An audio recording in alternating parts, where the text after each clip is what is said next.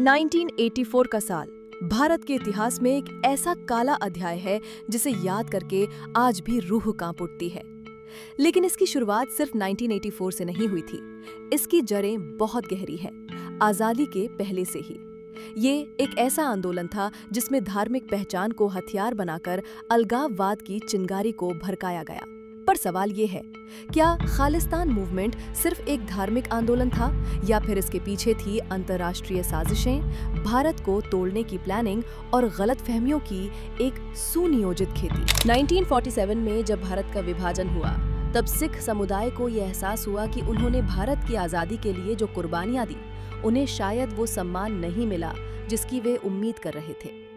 उनके कुछ नेता ये मानने लगे कि सिखों को एक अलग देश चाहिए, खालिस्तान, जहां सिर्फ उनकी धार्मिक और सांस्कृतिक पहचान को सर्वोपरि माना जाए।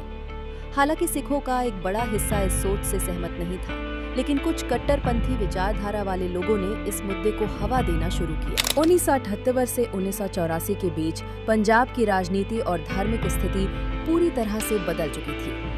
इसी समय एक नाम सामने आया, जरनैल सिंह भिंडरांवाले।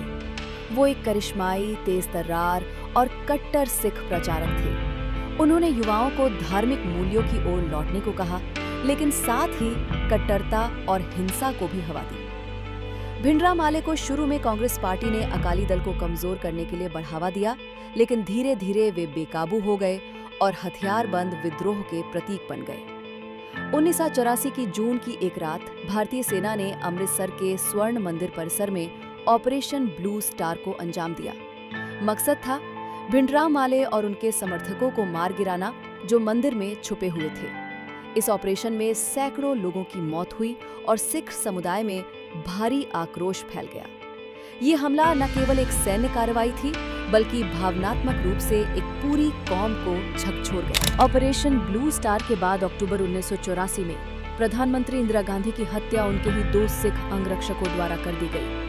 इसके बाद दिल्ली और देश के कई हिस्सों में सिख विरोधी दंगे भड़क उठे। सिखों को ट्रेन से घसीट कर मारा गया, उनके घरों को आग लगा दी गई, हजारों सिख मारे गए और इसका गुस्सा पंजाब के युवाओं में और गहराता चला गया। यही से खालिस्तान आंदोलन को नए सिरे से उबाल मिला। खालिस्तान मूवमेंट को विदेशों से भारी समर्थन मिला, खासकर कनाडा, अमेरिका और यूके में बसे सिख डायस्पोरा से। वहां के कुछ संगठन और गुरुद्वारों से चंदा इकट्ठा करके भारत में आतंकवाद को फंडिंग दी गई। साथ ही पाकिस्तान की ISI ने इस आंदोलन को अपना एजेंडा बना लिया। उन्होंने पंजाब में हथियार और आतंकवादियों की सप्लाई शुरू की ताकि भारत को अस्थिर किया जा सके। 1980 और 90 के दशक में खालिस्तान मूवमेंट ने आतंकवाद का रूप ले लिया था। ट्रेनें उड़ाई गईं, आम नागरिकों को मारा गया, हिंदुओं को बसों से उतारकर गोली मार दी गई। पंजाब की सड़कों पर डर का साया छा गया। भारतीय सेना और पुलिस को इस आतंक को खत्म करने में कई साल लगे और हजारों जवानों की कुर्बानी देनी पड़ी। द कश्मीर फाइल्स के बाद जब पंजाब फाइल्स जैसी फिल्में चर्चा में आती हैं, तो सवाल उठता है, क्या सचमुच एक समुदाय के दर्द को दिखाना बाकी समुदायों को खलनायक बना देना है, या फिर जरूरत है सच्चाई को हर एंगल से दिखाने की? खालिस्तान मूवमेंट के दौरान आम सिख भी मारे गए, डर में जिए और अपने ही लोगों के हाथों शिकार बने। हर सिख आतंकवादी नहीं था और हर हिंदू पीड़ित नहीं था। ये सच्चाई दिखाना भी जरूरी है। 1963 तक धीरे धीरे खालिस्तान मूवमेंट कमजोर पड़ता चला गया। सेना और सुरक्षा एजेंसियों ने आतंकवादियों को या तो मार गिराया या गिरफ्तार कर लिया। पंजाब में फिर से शांति बहाल हुई, आर्थिक विकास शुरू हुआ और युवाओं ने बंदूक छोड़कर किताबों और खेतों की ओर रुख किया। लेकिन आज भी सोशल मीडिया, विदेशों के कुछ ग्रुप्स और कुछ राजनीतिक ताकतें इस मुद्दे को उठाकर आग जलाने की कोशिश करती हैं।